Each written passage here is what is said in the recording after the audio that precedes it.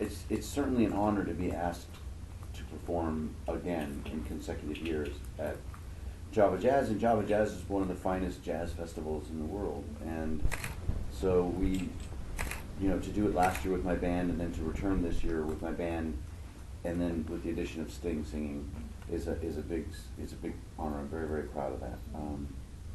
And then what do I think about jazz? Yeah, Java Jazz in let's say in the jazz world. Where is it? Well, I mean, I think there are a few ultimate elite jazz festival, and Java Jazz has to be in there. Look at the lineup of people; it's spectacular, and the enthusiasm of the audiences is great, and yeah, I think it's well on its way to becoming a big name in jazz. Okay.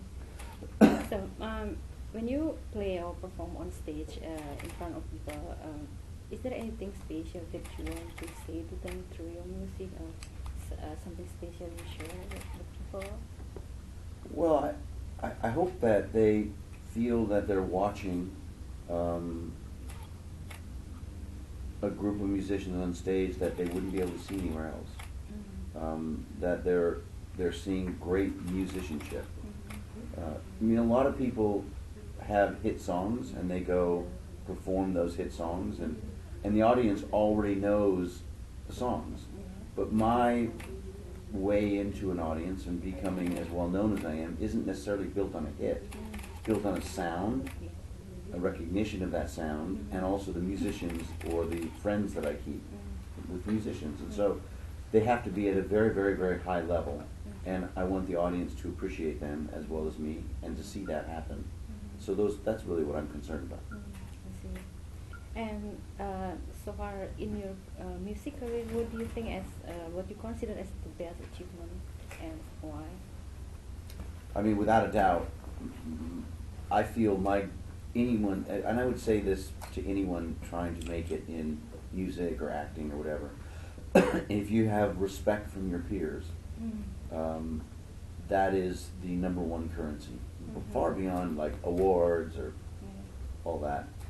Over a long period of many, many years, if you can gather respect from the people that you respect, that's the deal. That's the best.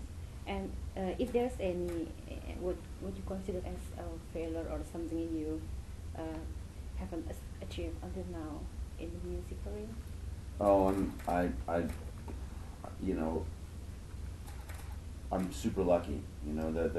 The percentage of a trumpet player being able to play to a lot of people is, you have a better shot of winning the lottery, to be honest with you. So I feel very, very fortunate. Is there something I would like to achieve?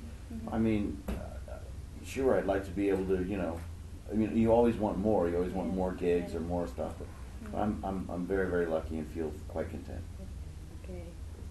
And so Chris, Botti, and Sting, your friendship, your achievement together, how you see that now?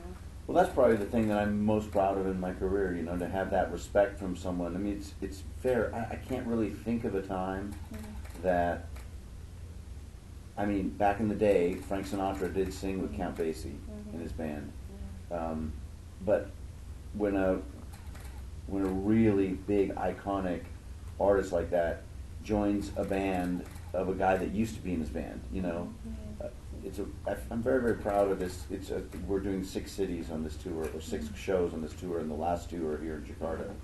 But we have a great friendship, and he's done so much for me in my career, and I'm extremely proud of that respect that he gives me, and I hope he knows why he does, that I respect him so much. In the near future, do you have any projects together? I mean, we're always doing stuff. I mean, we're always playing at some event or doing something together.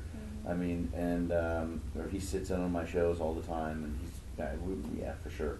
I mean, right now the only thing we have kind of for sure in the books are some things in the fall and the winter, but we'll crisscross. We see each other all the time. Yeah. But your own project, you have any in the near future? So right now I'm going to tour through this whole year, really hardcore, and then next spring, about a year from now, I'll start thinking about making a new record. I don't know, the record industry is in a very strange place right now, so I'm not anxious to necessarily do it, but next year or something. Next year, okay. So besides music, outside the music, what you love to do the most? Well, the things that I like, I really am terrible at. I love chess. Chess. Yeah, and I'm just the worst. The worst. And but at least I can play the trumpet. That's what I always tell myself when I lose. And then I like yoga, but I'm getting older. It's hard, you know. But those are my two. If I had a couple things, I'd do that. Okay. Okay. Maybe this question is already asked so many times, but I want to know why trumpet? What attracts you the most about this instrument?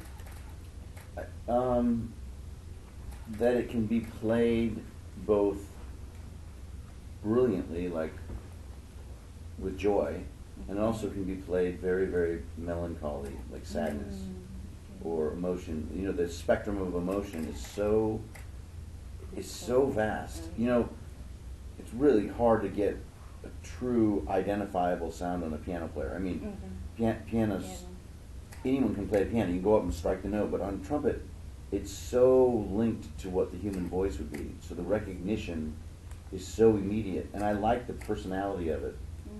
And as opposed to saxophone is great at like being joyful and happy, and but it's really hard on a saxophone to get that absolute sadness. That you know, the trumpet can do it. You know, it's got that princely thing and the heartbreak. I love it. That's instantly attract you when you Yes. for the first time. Yeah.